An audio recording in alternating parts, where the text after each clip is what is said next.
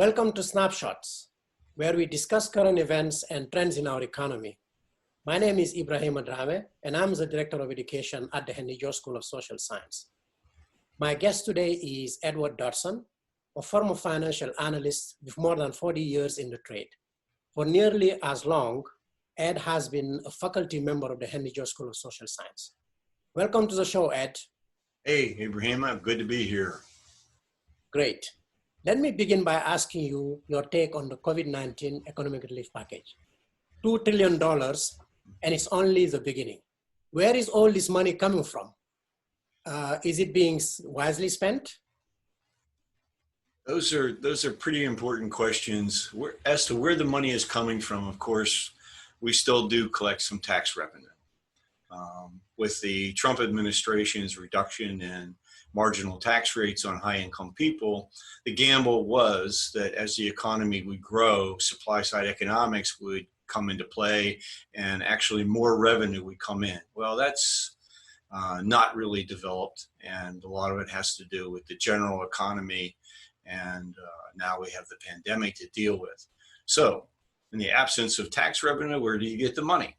Well, the Federal Reserve System in the United States has the power to basically create monetary units out of thin air.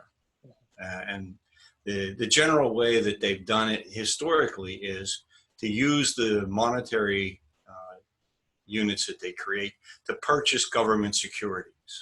And that gives money to the US Treasury to spend on programs to put the money into the economy. Well, now the situation is even much more desperate. And so the Federal Reserve has had to find some other ways to directly inject the money that it's created into the economy. Now, here's the gamble. The gamble is that this will not cause inflation. The standard definition of inflation is too much money chasing too few goods. And with high unemployment, a lot of goods aren't being produced. So it's a real gamble that prices for the goods and services that we need that are available won't start to go up. And there have been some increases, but not a general increase in prices. Now the money's out there. It's getting in the hands of corporations. Are they using it as required under the law to keep their employees working? Is the money filtering down to people who really need it? And that, you think about it, is really a crucial issue because very few households in the United States have much more than a few months of savings in the bank. And by now, through this pandemic, that money's gone. They've received 1 or 2 checks from the federal government to keep them going.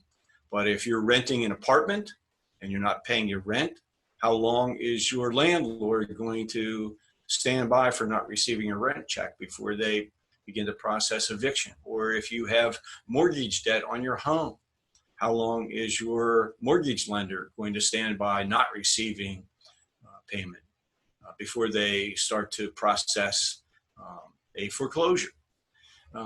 How will the government step in to prevent a lot of these negative consequences from occurring?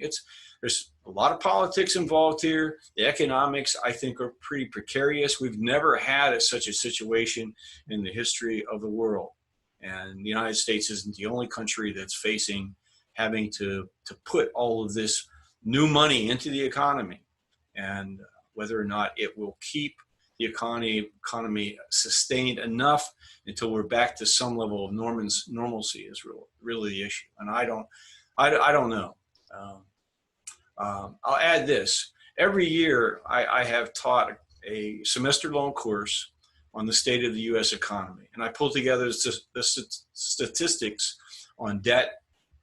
And even before the pandemic, when I last taught this last fall, consumer debt was starting to really look dangerous. The level of delinquencies was rising on mortgage debt, on credit card debt, on automobile debt. Student loan debt, as you know, is a real serious problem. And then on top of that, the problems with reverse mortgages to seniors who had taken out reverse mortgage loans. So you start with that as your base of a problem, and then you throw in the pandemic. I've said this before, we're in uncharted waters. Very unprecedented situation, as you said, Ed. Now, the 2008 relief package helped the economy recover, although it did a bit slowly compared to past experiences. But we also know that what we had was soaring real estate prices and worsening inequality. Are you concerned that we might be heading in the same direction again? We're not heading in that direction. We're there. We're there in a very strong trend that's continuing. It's remarkable when you look at the real estate market, that the median price of residential housing in many markets is continuing to increase. One reason is that the number of new homes being constructed is not keeping pace with demand. So it is still, in many parts of the United States, a seller's market. And one of the trends that is a little bit, not more than a little bit, scary about this is that the amount of down payment that people are making to purchase a property is pretty small. The median down payment in the United States in the first quarter of this year was about 5%. Now, if property prices fall at all, then that minimal equity is going to be eaten up. And so if you're behind in your mortgage payments, for example, and you say to the bank, well, how about if we capitalize what I owe, add it to my loan balance, and then re-amortize my loan out over the rest of the life of the loan. My payment will increase, and eventually I'll catch up. Well, they're going to say, well, maybe we'd do that, but you don't have any equity left. When you purchased your property for $300,000, you had 5% equity. Now your property is only worth $285,000. So the question is, will the government and perhaps the government sponsored enterprises, Fannie Mae and Freddie Mac, will they be mandated to help these people, despite the fact that they might be underwater?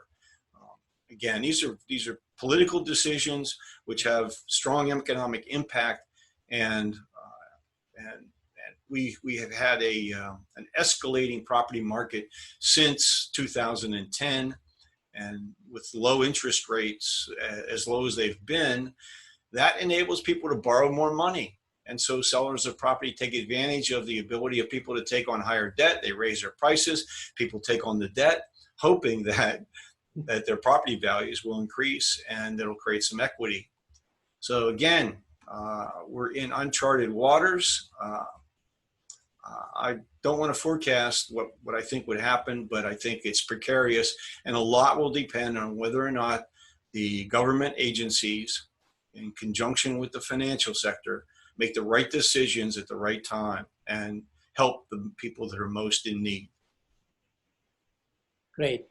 Given current conditions, how would George's response look like? Well, I would say probably the best thing I can say about that is the perfect is the enemy of the good. As someone who has studied Henry George for some 40 years, we know, those of us who believe that George was right in his analysis, know that there are conditions required for a full employment society. We don't have those conditions, and in fact, we've moved further away from them as time has gone on. Supply side economics has not worked out as economists like Art Laffer thought they would. Government spending on the military, has been growing and taking away limited revenue from social welfare programs. And so we have a growing population of people who are, as Henry George observed, being cut out of the economy. The wedge is separating the haves from the have-nots in greater numbers. The current administration has lauded its statistics to say, for example, that persons of color are better off than they ever have been. That their rate of unemployment has been lower than it's ever been, at least pre-pandemic. But those statistics are subject to a lot of analysis that suggests the real rate of unemployment is much, much higher than the official rate of unemployment.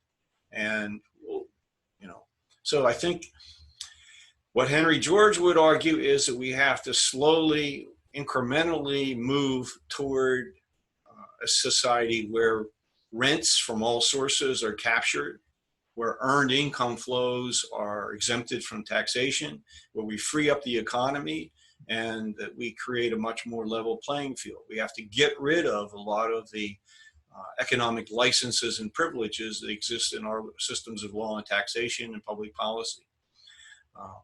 George devoted the last 20 years of his life engaged in political activity to try to get there, and he wasn't able to succeed.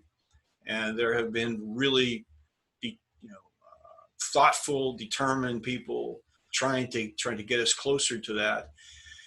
Some today, I think, feel as though now that we've tried all of the options that don't work, maybe we'll eventually try the ones that will.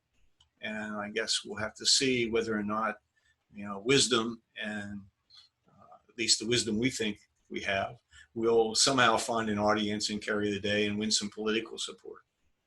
Hopefully, Ed. Always a pleasure talking to you. That's it for this edition of Snapshots. For more information on this and other offerings of the Henry George School, visit our website. I'm Ibrahim Adrame, and thank you for watching Snapshots. Thank you.